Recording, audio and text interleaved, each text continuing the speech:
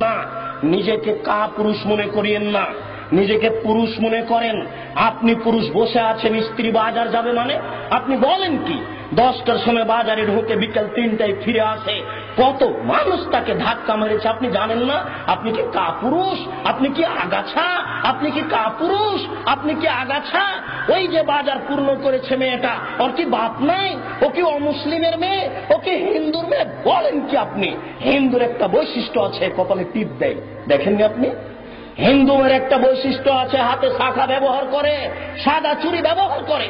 হিন্দু মেয়ের একটা বৈশিষ্ট্য আছে, কপালে টিপ না দিলে বের হবে না বিবাহের পরে। বাজার দখল করেছে আপনার মেয়ে, নিজেকে কাপুরুষ মনে করিয়েন না। ঠিক আপনার জীবনে জন্ম দিতে পারলেই বাপ হওয়া যায় না, প্রসাব করাতে পারলেই মা হওয়া যায় না। পাগলিও বাচ্চা প্রসাব করাতে পারে, পাগলিও বাচ্চাকে দুধ পান করাতে পারে, পাগলও বাচ্চা জন্ম দিতে পারে। পাগলের মধ্যে আর আপনার মধ্যে পার্থক্য কি? আপনার মেয়ে বাজারে যাবে না। আপনার মেয়েকে লক্ষ্য করে আল্লাহর নবী বলছেন, মনে হচ্ছে যেন তিনি দেখে দেখে বলছেন। আপনার মেয়েকে লক্ষ্য করে আল্লাহর নবী বলছেন, মনে হচ্ছে যেন তিনি আপনার মেয়েকে দেখে দেখে বলছেন। আল্লাহ রাসূল বলছেন, নেসাউন, মহিলা কাছে এতন, কাপড় পরে থাকবে, আর এতন উলঙ্গ। এই যে আপনার মেয়ে ফতোয়া গায়ে দিয়ে আছে, আপনি দেখেন না? চোখটা একটু নিচু হয় না? ছি ছি ছি, জন্ম দিতে পারলে পিতা হওয়া যায়। দুঃখিত, আপনার পরিবর্তনের জন্য এসেছি, মনে কিছু নিয়েন না। এই মাইকের আওয়াজ যতদূর পর্যন্ত যাচ্ছে, সকল দিনই ভাই বোনকে বলছি, উপস্থিত বৈঠকের মুসলিম বোন, আপনার লজ্জা কামনা করি, আপনার ইতস্তবোধ কামনা করি, আপনার লজ্জাবোধ কামনা করি। 24 ঘন্টার মধ্যে আপনি পোশাক পরিবর্তন করুন।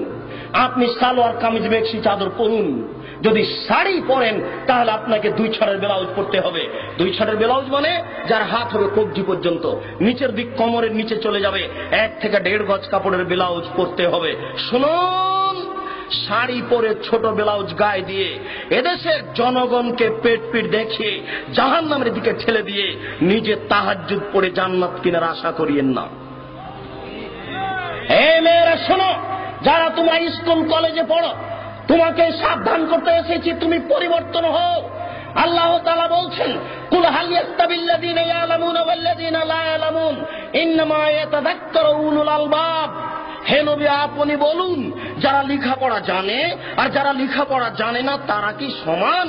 নিশ্চয়ই শিক্ষিত মানুষ উপদেশ গ্রহণ করে, নিশ্চয়ই শিক্ষিত মানুষ উপদেশ গ্রহণ করে, নিশ্চয়ই শিক্ষিতা নারী উপদেশ গ্রহণ করে। তোমাকে বলে যাচ্ছি, সকাল হতে হতে যদি তোমার পোশাক পরিবর্তন তুমি না করো তাহলে তুমি শিক্ষিত নও। তোমাকে বলে যাচ্ছি, আল্লাহ বলেছেন 24 ঘন্টার মধ্যে তুমি যদি পোশাক পরিবর্তন না করো তাহলে তুমি শিক্ষিত নও।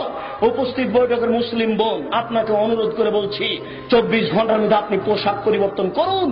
যদি আপনি না করেন তাহলে আপনি উপদেশ গ্রহণ করেন না, আল্লাহ আপনাকে শিক্ষিতা বলেন না, বরং আল্লাহ বলছেন, ওয়াকারনা ফি বুয়ুতিকুন্না ওয়ালা তাবাররাজনা তাবাররুজাল জাহিলিয়াতিল উলা। হে মুসলিম মহিলা, বন্যতার যুগে, বর্বরতার যুগে, অসভ্যতার যুগে নারীরা যেভাবে রাস্তাঘাটে ঘুরত প্রদর্শনী দিয়ে, তোমরা সেইভাবে ঘুরো না, বাড়িতে থাকো। যারা নগ্ন হয়ে চলে, যারা ফতোয়া গায়ে দেয়, যারা ছোট ব্লাউজ পরে, যারা মাথার চুলকে ছোট করে খাটো করে, যারা জিন্স কাপড়ের প্যান্ট পরে গেঞ্জি গায়ে দিয়ে উলঙ্গ হয়ে জাতির সামনে ঘুরে, এরা শিক্ষিতা নয়। আল্লাহ তাদেরকে বলছেন, এরা বন্য, এরা বর্বর, এরা অসভ্য, এরা অশিক্ষিতা। অতএব